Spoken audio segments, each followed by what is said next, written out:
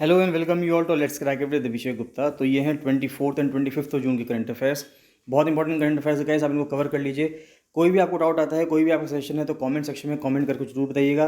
Guys इस video को ज़्यादा से ज़्यादा लाइक कीजिए, शेयर कीजिए और इस पर कमेंट भी कीजिए। जो भी आपको इसमें चीज़ पसंद आती है या आपको कोई प्रॉब्लम है, आपको लगता है कि इसमें ये चीज़ नहीं होनी चाहिए थी या और किस टॉपिक पर हम वीडियो बना सकते हैं, उन सब चीज़ को आप इसमें कमेंट सेक्शन में कमेंट करके जरूर बताइए। Let's crack it with Abhishek Gupta का यूट्यूब चैनल अगर आपने सब्सक्राइब नहीं किया है तो उसको जरूर सब्सक्राइब कर लीजिएगा।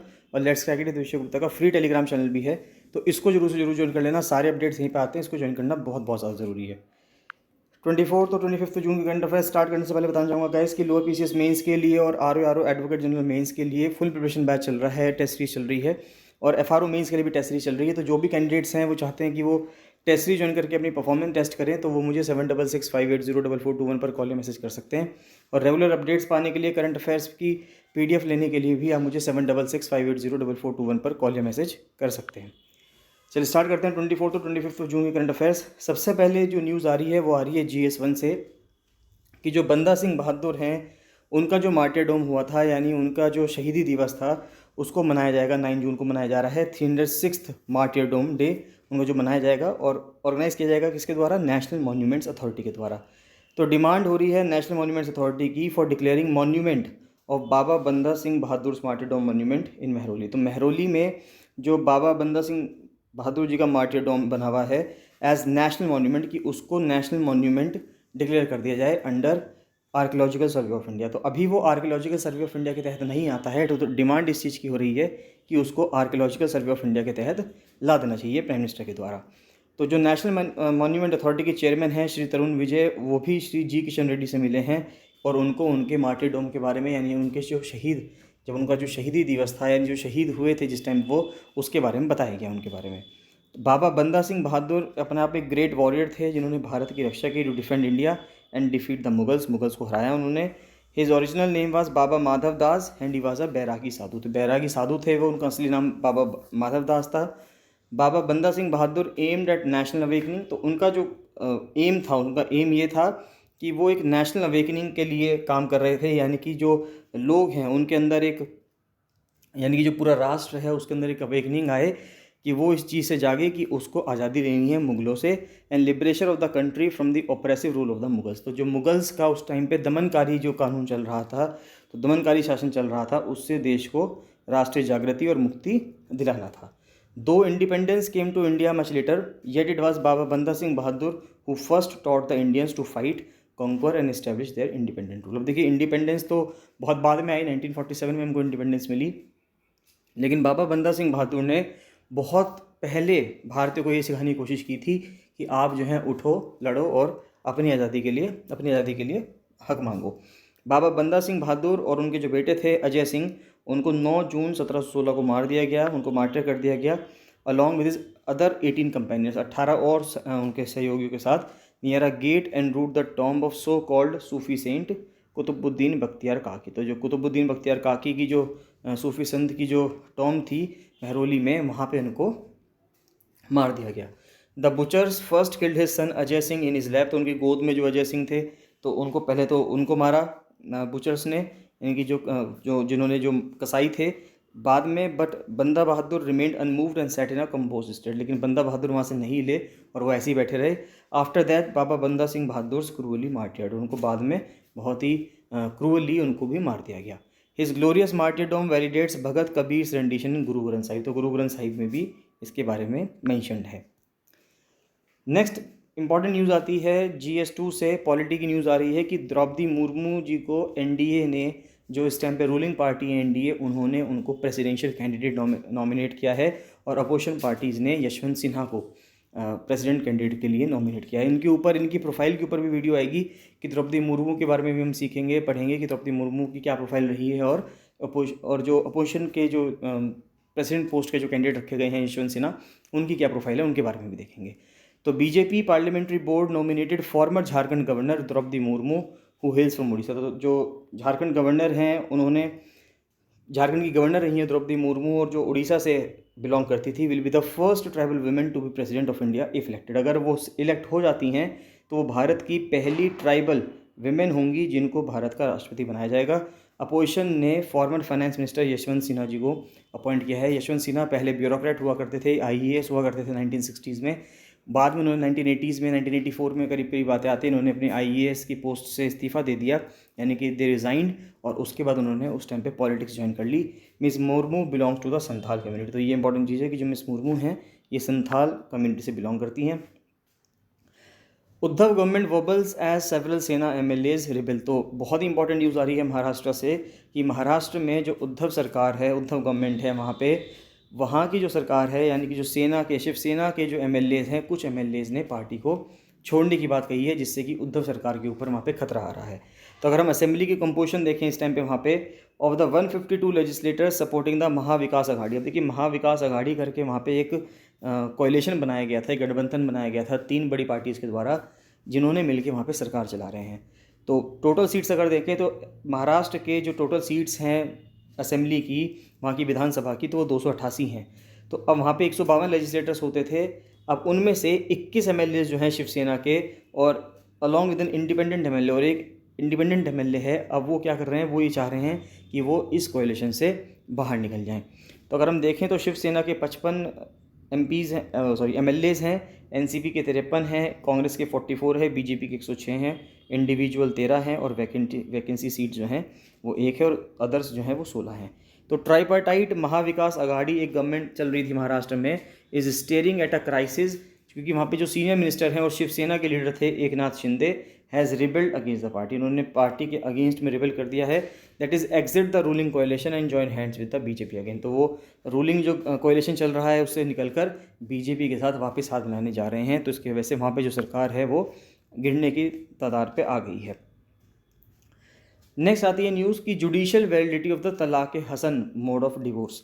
अब देखिए डिवोर्स के लिए इस्लाम के अंदर डिवोर्स के लिए कई अलग अलग तरीके हैं जिस तरह से डिवोर्स दिए जा सकते हैं, जो इस्लाम के पर्सनल लॉज हैं उनके हिसाब से। तो अब उसके ऊपर जुडिशियल वैलिडिटी की बात की जा रही है कि कानून की, जुडिशरी की क्या वैलिडिटी है।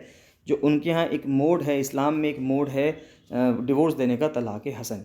तो एक पिटिशन फाइल की गई बेनज़ीर हीना के द्वारा, जो गाज़ियाबाद बेस्ड वेमेन हैं, जिन्होंने ये कहा है कि जो प्रिस्क्राइब्ड इस्लामिक वे है डिवोर्स तलाक हसन, वो अपने आप में अनकॉन्स्टिट्यूशनल है। उनका कहना यह है कि आर्टिकल 14 राइट टू इक्वलिटी के, article 15, article 21 right to life, और आर्टिकल 25 यानी कि जो राइट टू रिलीजन है, सीक एंड प्रोफेस रिलीजन है, उसके अगेंस्ट जा रहा है। ये जो पिटिशनर है जिन्होंने सुप्रीम कोर्ट में पिटिशन की है, उनका कहना है। Miss Heena who claim to have been unilaterally divorced through the talaq Hasan mode by her husband also prayed that Section 2 of the Muslim Personal Law Shariat Application Act 1937 that permit Muslims to practice unilateral divorce be declared void। तो miss हीना का ये भी कहना है कि ये जो तलाक हसन मोड है डिवोर्स देने का, ये कॉन्स्टिट्यूशन के अगेंस्ट तो है ही, साथ साथ जो सेक्शन 2 है मुस्लिम पर्सनल लॉ शरीयत एप्लीकेशन एक्ट 1937 का, जो परमिट करता है मुस्लिम्स को कि वो यूनिलेटरली डाइवोर्स दे सकते हैं, उसको भी ख़त्म करना चाहिए। यूनिलेटरल डाइवोर्स का मतलब क्या है कि एक पर्सन नहीं चाह रहा कि वो दूसरे पर्सन से डिवोर्स ले, जबकि एक पर्सन अपने आप से वो डिवोर्स दे देगा। इन instant triple talaq a man pronounces multiple divorce in one go. अब इंस्टेंट ट्रिपल तलाक, जिसको कि इंडियन जुडिशरी ने 2017 में नल एंड वॉइड कर दिया था, जिसमें 3 बार तलाक कहने पर किसी पर्सन को तलाक दिया जा सकता था, तो it has no scope for reconciliation and often ends a marriage instantly. जो ट्रिपल तलाक का तरीका था उसमें कोई भी स्कोप नहीं था रिकन्सिलिएशन का, यानी कि वहाँ पे वापस से कोई बातचीत नहीं हो सकती थी। अगर एक बार 3 बार तलाक बोल दिया तो तलाक हो जाएगा, यानी कि शादी ख़त्म हो जाएगी। Unlike instant triple talaq, talaq hasan is announced with a gap of एटलीस्ट 1 मंथ और 1 menstrual cycle.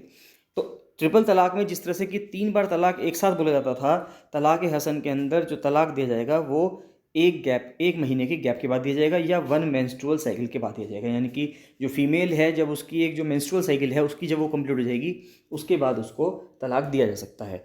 The hearing comes almost 5 years after the 5 जज bench headed by then chief justice JS Khehar. अब देखिए ये जो 1 मेंस्ट्रुअल साइकिल और 1 मंथ वाला जो क्लॉज है वो इसलिए है कि इस बीच में मान लेते हैं अगर हस्बैंड और वाइफ के बीच में सुलह हो जाती है और वो चाहते हैं कि वो दोनों एक साथ रह सकें, तो वे दोनों एक साथ रह सकते हैं।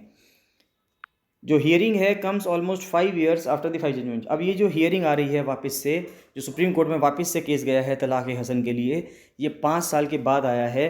जिस टाइम पे 5 साल पहले 2017 में 5 जज बेंच थी, उस टाइम के जो चीफ जस्टिस थे JS खेर, उनके साथ जस्टिस RF नरीमन थे, जस्टिस कुरियन जोसेफ थे, जस्टिस यू ललित थे और जस्टिस एस अब्दुल नज़ीर थे।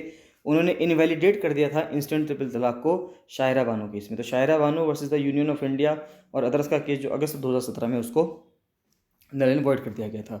तलाक़ Hasan enjoys legal validity in almost all Muslim countries. तो तलाक़ हसन जो इसके ऊपर अभी केस चलेगा सुप्रीम कोर्ट के अंदर, ये सभी जगह पे लीगल वैलिडिटी में रहता है मुस्लिम कंट्रीज़ में, यानी कि मुस्लिम जितने भी इस्लामिक कंट्रीज़ हैं सब जगह पे ये वैलिड है। While instant triple talaq has been banned in many Muslim countries. और जो इंस्टेंट ट्रिपल तलाक था जिसमें 3 बार तलाक बोल दिया जाता था, वो कई सारे कंट्रीज़ में, मुस्लिम कंट्रीज़ में बैंड हैं, जैसे कि इजिप्ट हो, सीरिया हो, जॉर्डन हो, कुवैत, इराक, मलेशिया, इन सब में ये बैंड है। जो तीसरा ऑप्शन है डिवोर्स का, एक तो तलाक़ हसन हो गया और ट्रिपल तलाक हो गया, उसके बाद आता है तलाक़ एहसान। अब ये तलाक़ एहसान क्या है? Under this form a single pronouncement is made, एक बार प्रोनाउंसमेंट कर दिया जाता है तलाक के लिए। Following the pronouncement a women has to go through iddat or a waiting period of 3 months. तो इसके दौरान जब एक बार तलाक के लिए बोल दिया जाता है तो उसके बाद 3 महीने का समय मिलता है। During this period the divorce can be cancelled. इस पीरियड के दौरान डिवोर्स कैंसिल भी हो सकता है। However failure to annul divorce during this period results in it being finalized after which a women is independent. तो अगर मान लेते हैं ये डिवोर्स नहीं खत्म होता इन 3 महीने के बीच में, तो इसका मतलब डिवोर्स फाइनली माना जाएगा और फिर विमेन जो है इंडिपेंडेंट है, चाहे तो वो किसी दूसरे पर्सन से शादी कर सकती है और चाहे वो अकेली रह सकती है। बोथ तलाक़ हसन एंड तलाक़ एहसान enjoy legal validity in almost all Muslim countries. तो जितने भी इस्लामिक देश हैं सभी के अंदर, चाहे वो तलाक़ हसन हो चाहे वो तलाक़ एहसान हो, दोनों चीज़ें वैलिड हैं। Women to have a right to end an unsuccessful marriage through khula. अब देखिए, खुला भी एक प्रोविज़न है इस्लाम के अंदर, जिसमें विमेन के पास भी हक है कि वो अगर उसकी शादी अनसक्सेसफुल है तो उसको वो ख़त्म कर सकती है। यहाँ पे women give something to the man, women को कुछ देना होता है आदमी को, वो दे देगी और उसके बाद उसकी शादी खत्म हो जाएगी। अप्रैल 2021 में केरला हाई कोर्ट ने इस तरह का जो डिवोर्स था उसको भी वैलिड ठहराया था। नेक्स्ट आता है एंटी डिफेक्शन लॉ। अब देखिए, एंटी डिफेक्शन लॉ वापस से न्यूज़ में है, क्योंकि जिस तरह से हमने देखा, अभी हमने शुरू में भी न्यूज़ में देखा कि करंट अफेयर्स में, कि जो महाविकास आघाड़ी जो गवर्नमेंट चल रही थी महाराष्ट्र में, वहाँ पे एकनाथ शिंदे जी के साथ कुछ एमएलएज ने वहाँ पे रिबेल किया और शिवसेना पार्टी से वो अलग होने की बात कर रहे हैं, जिसकी वजह से वहाँ पे मेजॉरिटी में खतरा आ जाएगा और वहाँ पे सरकार गिर जाएगी। तो इसके लिए एंटी डिफेक्शन लॉ लाया गया था 52nd कॉन्स्टिट्यूशनल अमेंडमेंट करने के बाद 1985 में।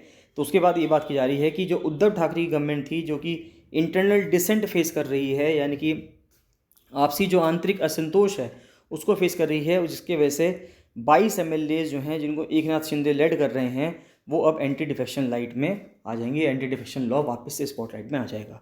The anti defection law was included in the constitution as the 10th schedule. तो 10th शेड्यूल के हिसाब से आया था 1985 में, to combat the evil of political defections. तो जो एविल था, जो बुराई थी पॉलिटिकल डिफेक्शंस की, यानी कि यही जो पॉलिटिकल डिफेक्शंस क्या होते हैं कि मान लेते हैं कि अगर मुझे कोई दूसरी पार्टी प्रलोभन देती है और मुझे कहती है कि हम आपको अच्छे पैसे देंगे, या कोई भी रीज़न हो, what ever reason will be, तो मैं क्या करूँगा, मैं अपनी पार्टी को छोड़कर दूसरी पार्टी में अगर चला जाता हूँ तो इस वजह से जो मेरी पार्टी होगी उसकी सरकार गिर जाएगी।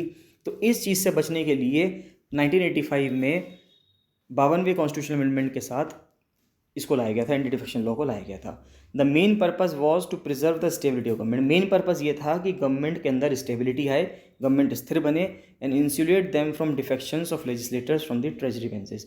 जो ट्रेजरी बेंच है, यानी कि जो सरकार जो पावर में जो पार्टी है, वहाँ से लेजिस्लेटर्स, वहाँ से जो विधायक हैं या एमएलएज हैं या एमपीज़ हैं, वो वहाँ से डिफेक्ट ना करें और दूसरी पार्टी ज्वाइन ना करें। इसके वजह से एंटी डिफेक्शन लॉ को लाया गया था। लॉ ने स्टेट किया है that any member of parliament, यानी कोई भी एमएलए या कोई भी एमपी या MLA, should be disqualified from their office if they voted on any motion contrary to the directions issued by the party. अब देखिए, ये विप की बात कर रहे हैं। अगर मान लेते हैं कोई पार्टी विप जारी कर देती है और कोई पर्सन उस विप के खिलाफ वोट करता है, तो उस पर्सन के ऊपर एंटी डिफेक्शन का लॉ लगाकर उसको पार्टी से निकाला जा सकता है या उसकी जो सदस्यता है उसको ख़त्म किया जा सकता है। The provision was not limited to confidence motions और मनी बिल्स। ये सिर्फ प्रोविजन जो है कॉन्फिडेंस मोशन पे, मनी बिल्स पे लिमिटेड नहीं है, किसी भी बिल पे लिमिटेड है। It applies to all votes in the house. जितने भी हाउसेज में वोट्स होते हैं सभी के लिए ये एप्लीकेबल होता है, जो भी अगर किसी भी चीज़ पे विप जारी कर दिया जाता है, on every bill and every other issue. It then applies to, अब ये राज्यसभा में भी है, लेजिस्लेटिव काउंसिल्स में भी है, जहाँ पे गवर्नमेंट की स्टेबिलिटी का कुछ कहना नहीं है, लेकिन वहाँ पर भी अगर विप जारी कर दी तो पार्टी मेंबर्स को उसी तरह से काम करना होता है। कहने का मतलब ये है, राइटर ये बताना चाह रहे हैं, धीरे धीरे उस चीज़ के तरफ ले जाना चाह रहे हैं कि अगर इस तरह से होगा तो जो पर्सन की जो अपनी पर्सनल उसकी जो सोच होती है, पर्सनल जो इच्छा है, उसके रीजन की जो पर्सनल प्रॉब्लम्स है, वो उसको आगे कैसे लेके आ पाएगा। यानी कि इसका मतलब तो ये हुआ कि जो भी काम होगा वो पार्टी के हिसाब से होगा, उस पर्सन की जो डिमांड है, यानी कि उस एमपी एमएलए के एरिया की जो डिमांड है, उसके हिसाब से काम नहीं हो पाएगा। देयरफॉर एन एमपी और MLA has absolutely no freedom to vote their judgment on any issue. तो यानी कि एमपी एमएलए के पास अपनी कोई फ्रीडम नहीं है कि वो वोट कर सकें अपने जजमेंट के हिसाब से। They have to blindly follow the direction of the party. तो उनको ब्लाइंडली पार्टी की डायरेक्शंस को फॉलो करना होता है, वो अपनी समझ वहाँ पे यूज़ नहीं कर सकते। This provision goes against the concept of representative democracy. तो ये जो प्रोविजन है ये रिप्रेजेंटेटिव डेमोक्रेसी के अगेंस्ट जाता है। To broadly accepted roles of a representative such as an MP in a democracy. तो अब दो जो ब्रॉडली एक्सेप्टेड रोल्स हैं एमपी के, वो क्या हैं? तो पहला तो ये है कि they are agents of the voters, कि जो वोटर्स हैं जिन्होंने उनको चुनकर भेजा है उनके एजेंट हैं, यानी कि वोटर्स की जो डिमांड होगी उस एरिया के, वो जो एमपी एमएलए होगा वो उसको पूरी करवाएगा। तो according to the wishes and for the benefits of their constituents. दूसरी ये होती है कि उनकी ड्यूटी है to their constituents is to exercise their judgment on various issues. की लोग ये भी चाहेंगे कि जो एमपी एमएलए हमने चुन के भेजा है वो अपनी जजमेंट लगाए, वो अपनी समझ लगाए कि हमारी डिमांड क्या है और क्या वो इस चीज़ पे खरे उतरेंगे। This means that anyone from the party having a majority in the legislature is unable to hold the government to account. All legislators will then have a ready explanation for their voting behavior। उनको party की जो direction उसको follow करना पड़ता है। तो इसके वजह से जो कॉन्सेप्ट था, concept of them having to justify their positions on various issues to the people who elected them to the post. तो if stability of government is an issue due to people defecting from the parties, answer is for the parties to strengthen their internal system. तो writer का कहना यह है कि अगर ये issue था एंटी डिफेक्शन लॉ को लाने का कि हमें स्टेबल गवर्नमेंट चाहिए, तो उसका आंसर एंटी डिफेक्शन लॉ नहीं था। उसका आंसर था कि पार्टीज़ आपस में अंदर जो उसके इंटरनल डेमोक्रेसी है पार्टी के अंदर, उसमें बातचीत करती और उसमें देखती कि पार्टी के अंदर लोग सेटिस्फाई क्यों नहीं हैं। तो राइटर का कहना यह है कि एंटी डिफेक्शन लॉ ला के आपने एक एमपी या एमएलए की जो इंडिपेंडेंसी थी उसको ख़त्म कर दिया। यानी कि वो अपनी पर्सनल सोच तो कुछ भी इस्तेमाल कर ही नहीं सकता है, उसको सिर्फ पार्टी के कहने पे ही चलना है। If they attract members on the basis of ideology and have systems for people to rise within the party hierarchy on their capabilities, there would be greater exit barrier। तो उनका कहना ये था कि अगर मान लेते हैं कोई भी पार्टी इस बात पे लोगों को अट्रैक्ट करती कि उनकी आइडियोलॉजी क्या है और पार्टी के अंदर वो पर्सन भी राइज कर सकते हैं ऊपर के लेवल तक, तो पर्सन अपने आप ही छोड़ के नहीं जाएंगे। एंटी डिफेक्शन लॉ तक ऐसे लाने की चीज़ें की ज़रूरत ही नहीं थी। नेक्स्ट आता है European Union to grant Ukraine candidate status. तो यूक्रेन को कैंडिडेट स्टेटस देने की बात की जा रही है यूरोपियन यूनियन के द्वारा। अगर उसको कैंडिडेट स्टेटस दे दिया जाएगा उसके बाद कुछ साल का प्रोसेस लगेगा, जिसके बाद यूरोपियन यूनियन का परमानेंट मेंबर बन सकता है यूक्रेन। तो there was no position within the 27 nation bloc. पहले 28 देश हुआ करते थे यूरोपियन यूनियन में, लेकिन जब ब्रिटेन ने एग्जिट किया, यानी कि जब ब्रेक्सिट हुआ, उसके बाद 27 देश रह गए। तो अब 27 देश का जो ब्लॉक है उसने यूक्रेन को कैंडिडेट स्टेटस देने की बात की है। नेक्स्ट आता है ई संजीवनी, जो गवर्नमेंट ऑफ इंडिया का फ्री टेलीमेडिसिन सर्विस थी, उसको नेशनल हेल्थ अथॉरिटी के द्वारा जो आयुष्मान भारत डिजिटल मिशन चलाया जा रहा है उसके साथ फुल्ली इंटीग्रेट कर दिया गया है, यानी कि दोनों के दोनों एकीकृत हो गए हैं। जो यूज़र्स थे ई संजीवनी के, अब वो अपना जो 14 डिजिट का unique Ayushman Bharat digital account है, आभा अकाउंट है, उसको लिंक कर सकते हैं अपने जो एग्जिस्टिंग उनके हेल्थ रिकॉर्ड्स हैं। ई संजीवनी सर्विस जो है ये 2 वेरिएंट्स में अवेलेबल थी। तो पहली थी e Sanjeevani Ayushman Bharat health and wellness centre, जो doctor to doctor telemedicine service थी, जिसके थ्रू जो बेनिफिशियरी था वो health and wellness centre visit करता था, वर्चुअली विजिट करता था। मान लेते हैं कि अगर वो पर्सन नहीं जा सकता है तो वो टेलीफोन के थ्रू वहाँ पे बात कर सकता है और डॉक्टर से प्रिस्क्रिप्शन ले सकता है। Can virtually connect to doctors specialists via the hub in the hub that could be at tertiary health care. अब ये टर्जरी हेल्थ केयर तक भी जा सकता है। टर्जरी हेल्थ केयर वो हेल्थ केयर होते हैं जो बहुत बड़े हॉस्पिटल्स होते हैं, जैसे कि एम्स हो गया, पीजीआई हो गया, ये जो हॉस्पिटल्स हैं ये टर्जरी हेल्थ केयर में आते हैं। Tertiary health care facility, hospital, medical college. This enables the government to provide general and specialized health services in rural areas and isolated communities. जो सेकंड वेरिएंट है ई संजीवनी ओपीडी, ये सर्व करता है पेशेंट्स को across the country, connecting them directly to doctors from the comfort to their homes. यानी उनके घरों से डायरेक्टली डॉक्टर से कनेक्ट कर सकता है ई संजीवनी ओपीडी। जो दोनों वर्जन्स हैं e Sanjeevani Ayushman Bharat health and wellness centre और ई संजीवनी ओपीडी का मतलब है आउट पेशेंट डिपार्टमेंट। तो ये जो दोनों ई संजीवनी के वर्जन्स हैं इनको आयुष्मान भारत डिजिटल मिशन के साथ एकीकृत इनका कर दिया गया है, इंटीग्रेट कर दिया गया है। नेक्स्ट न्यूज़ आती है GS3 से इंडिया में हब एयरपोर्ट बनाने की बात की जा रही है, क्योंकि इंडिया एक बहुत बड़ा मार्केट है डोमेस्टिक फ़्लायर्स का as well as international flyers का। तो कहा जा रहा है कि इंडिया के अंदर हब एयरपोर्ट बनाने की बात की जा रही है। तो इंडिया जो है third largest domestic aviation market है दुनिया का, यूएस और चाइना के बाद। तो यूएस और चाइना में बहुत ज़्यादा फ्लायर्स हैं जो कि डोमेस्टिकली, यानी कि एक देश के अंदर ही, अपने देश के अंदर ही शहर से दूसरे शहर जाते हैं प्लेन के थ्रू।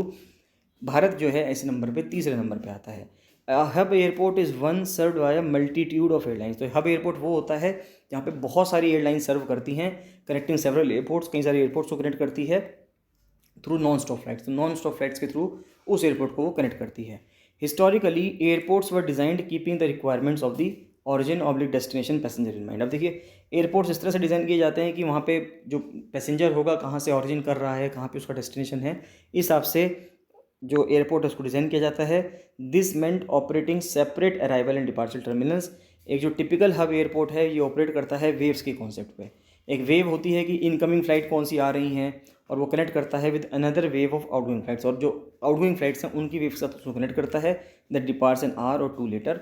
मान लेते हैं कि आप एक शहर से आ रहे हैं और आपको दूसरे शहर जाना है, और बीच में अगर आपका 1 या 2 घंटे का गैप आता है तो वहाँ पे आप रुक कर जो जिस एयरपोर्ट पर आप रुकेंगे उसको हम हब एयरपोर्ट कहेंगे। Hubbing allows for the maximum combination of flight pairs. तो मैक्सिमम कॉम्बिनेशन हो सकता है फ्लाइट को पेयर करने का, and a wider choice of destinations and frequencies for connecting passengers. Hub creates economies of scale for the airport and airlines alike. जो airport है benefit होगा इससे, एयरपोर्ट को बहुत ज़्यादा बेनिफिट होगा क्योंकि डायरेक्ट कनेक्टिविटी मिलेगी दूसरे एयरपोर्ट्स के थ्रू, और रेवेन्यू अपॉर्चुनिटीज़ भी बढ़ेंगी उनकी।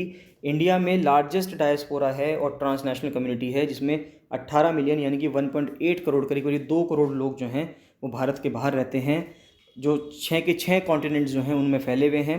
And regions based on the UN department of economic and social affairs की जो एक रिपोर्ट आती है, उसके रिपोर्ट्स अगर हम देखें तो भारत के जो नेशनल्स हैं, इंडियन नेशनल्स, सभी देशों में ज़्यादातर लगभग रहते ही हैं। India is located on busy international air corridor, जो कि यूरोप, अफ्रीका और मिडल ईस्ट को कनेक्ट करता है एशिया से, making it ideal for a transit hub and alternative diversion fuel stop technical stop. अब देखिए, इंडिया जो है वो ऑल्टरनेटिव भी बन सकता है, डाइवर्जन के लिए भी, फ्यूल को भरवाने के लिए भी, और टेक्निकल स्टॉप भी। कई तरह से इंडिया जो है रोल प्ले कर सकता है। Being the 5th largest economy in nominal GDP terms and the 7th largest by land mass. Bharat जो है 7th लार्जेस्ट है लैंड मास के द्वारा, और 5th लार्जेस्ट इकोनॉमी है नॉमिनल जीडीपी टर्म्स में। India can support development of more than one hub airport. तो भारत जो है एक से ज़्यादा हब एयरपोर्ट को डेवलप करवा सकता है। Airport business in India is largely monopolistic. अब देखें तो एयरपोर्ट बिजनेस जो है भारत में लगभग मोनोपोलिस्टिक है, with no competing airport in the same urban area. तो यानी कि उस अर्बन एरिया में अगर है तो एक ही एयरपोर्ट होगा। फॉर एग्जांपल अगर हम दिल्ली की बात करें तो दिल्ली के नियर बाय में एक ही एयरपोर्ट है आईजीआई, उसके साथ में कोई और एयरपोर्ट नहीं है। Airport development in India is a regulated business with minimum downside risk for investors. तो airport tariff determination under the Airport Economic Regulatory Authority of India is a robust. देखिए, जो एरा है यानी कि Airport Economic Regulatory Authority of India, ये एक robust, fair और transparent process के थ्रू वहाँ पर काम करवाती है, टैरिफ डिटर्मिनेशन करवाती है, यानी कि कितना पैसा लगेगा या क्या पैसा चार्ज करना चाहिए एयरलाइन से या पैसेंजर से, ये सब काम airport Economic Regulatory authority AERA यही करवाती है। साउथ कोरिया ने हाल ही में एक लॉन्च किया है अपना स्पेस रॉकेट, तो उसके बारे में बात करते हैं कि 2 अटेम्प्ट्स में साउथ कोरिया ने अपना पहला डोमेस्टिकली बिल्ट स्पेस रॉकेट को लॉन्च किया है। इससे पहले उसका जो फर्स्ट लिफ्ट ऑफ था वो फेल हो गया था। Launch has made South Korea world's 10th nation. तो दुनिया का 10वां नेशन बन गया है साउथ कोरिया, जिसने सैटेलाइट प्लेस करी है अपने स्पेस में विद इट्स ओन टेक्नोलॉजी, खुद की टेक्नोलॉजी की बेसिस पे। नूरी रॉकेट करके था, तो Nuri rocket succeeded in releasing and placing its functioning performance verification satellite 700 kilometre के। तो 700 किलोमीटर हाइट पे इसको उन्होंने ऑर्बिट में अपनी सैटेलाइट को फिक्स कर दिया है नूरी रॉकेट ने। अर्थक्वेक आया है अफगानिस्तान में, जिससे 1000 से ज़्यादा लोगों की मृत्यु की बात की जा रही है। तो अर्थक्वेक किल्स ओवर 1000 इन ईस्ट अफगानिस्तान। तो shaking was felt by about 119 million people in Pakistan, Afghanistan and India. Earthquake का मैग्नीट्यूड 6.1 बताया जा रहा था। नेक्स्ट न्यूज़ आती है कि MOU साइन किया गया है इंडियन एयरफोर्स के द्वारा, जिससे कि एक हेरिटेज सेंटर बनाया जा सके चंडीगढ़ में। तो ये जो हेरिटेज सेंटर है, इसके साथ इसमें आर्टिफैक्ट्स होंगे, सिमुलेटर होंगे और इंटरेक्टिव बोर्ड्स होंगे, जिससे कि इंडियन एयरफोर्स की वेरियस फेसेट्स को दिखाया जा सके। It will also showcase the vital role played by the service in the various wars. ये भी दिखाया जाएगा कि इंडियन एयरफोर्स ने किस तरह से रोल प्ले किया है अलग अलग वॉर्स में, ह्यूमैनिटेरियन असिस्टेंस में इससे काम करता है। तो जॉइंट प्रोजेक्ट है ये चंडीगढ़ एडमिनिस्ट्रेशन का और इंडियन एयरफोर्स का, और इसको उम्मीद की जा रही है अक्टूबर 2022 तक इसको कंप्लीट कर लिया जाएगा। कुछ प्रीलिम्स के लिए फैक्ट्स देखें तो जो 8वां इंटरनेशनल डे ऑफ योगा मनाया गया वो मैसूर में मनाया गया कर्नाटका में। एक टेक्स्ट बुक रिवीजन कमेटी लगाई गई है कर्नाटका में जिसको चेयर कर रहे हैं रोहित चक्रतीर्थ। रामपुर जो है यूपी में, उसको नाइफ्स के लिए जाना जाता है, जो चाकू बनाने के लिए जाना जाता है रामपुर को यूपी में। और इंडिया जो है 21% कंट्रीब्यूट करता है total milk production in the world. तो पूरी दुनिया में अगर 100 लीटर दूध बने तो उसमें से 21 लीटर दूध जो है वो भारत से आता है। अब कुछ क्वेश्चंस आते हैं तो कुछ क्वेश्चंस को देखते हैं। सबसे पहले क्वेश्चन आ रहा है कि कौन सा दिन आर्मी डे के रूप में सेलिब्रेट किया जाता है और क्यों। तो 15 जनवरी को सेलिब्रेट किया जाता है। इस दिन KM करियप्पा ने इंडियन आर्मी की रेंज ली थी ब्रिटिश कमांडर से, तो इसलिए इसको आर्मी के डे के रूप में मनाया जाता है। प्रेजेंट सुप्रीम कमांडर कौन है इंडियन आर्म फोर्सेस का। तो सुप्रीम कमांडर जो है इंडियन आर्म फोर्सेस का वो भारत के राष्ट्रपति होते हैं, प्रेसिडेंट होते हैं। इस टाइम राष्ट्रपति श्री रामनाथ कोविंद जी हैं। इंडियन नेवी का मोटो है शम नो वरुणा। और कौन सी एलीट रेजिमेंट है जिसके एक बैज में अशोका लगा हुआ है, तो वो प्रेसिडेंट के बॉडीगार्ड हैं, जो एक अपने आप में एक एलीट रेजिमेंट है। उसके बाद आता है कि one of the world's fastest operational cruise missile. तो कौन सी ऐसी क्रूज मिसाइल है दुनिया की फास्टेस्ट जो इंडियन आर्म फोर्सेस यूज़ करती है, और ये ब्रह्मोस कहते हैं इसको। ये जो मिसाइल है और ये वाटर बॉडीज़ के नाम पे पड़ी है। तो ये ब्रह्मोस जो है 2 नदियों के नाम से मिलकर बनी है। ब्रह्म का मतलब हो गया ब्रह्मपुत्रा और मोस का मतलब हो गया मोस्कवा। ये रशिया की नदी है, ये भारत की नदी है, तो ब्रह्मपुत्रा एंड मोस्कवा बन गया ब्रह्मपुत्रा। एक flanks fill in the blanks कह रहा है कि मार्शल सैम मैनेक्शॉ ने एक स्टेटमेंट दिया था कि if anyone tells you he is never afraid he is a liar और ही इज़ अ डैश। मतलब अगर आपसे कोई पर्सन कहे कि वो डरता नहीं है या मरने से नहीं डरता है, या तो वो झूठ बोल रहा है या फिर वो गुरखा है। ये सैम मैनेक्शॉ ने कहा था। फिर पूछा जा रहा है कि हेडक्वार्टर्स कहाँ हैं इंडियन आर्मी के, नॉर्दर्न कमांड के और वेस्टर्न कमांड के। तो नॉर्दर्न कमांड के हेडक्वार्टर उधमपुर में है और वेस्टर्न कमांड के हेडक्वार्टर चंडी मंदिर में है। तो ये जो क्वेश्चन थे बहुत इंपॉर्टेंट क्वेश्चन थे, इनको आप कवर कर लेना गाइज। कोई भी आपको डाउट आता है तो आप मुझे कमेंट सेक्शन में कमेंट करके जरूर बताइए अपने डाउट्स को। बाकी आपको कोई भी सजेशन है, कोई भी फीडबैक है तो कमेंट सेक्शन में कमेंट जरूर करिएगा। वीडियो को लाइक और शेयर जरूर कर दीजिएगा।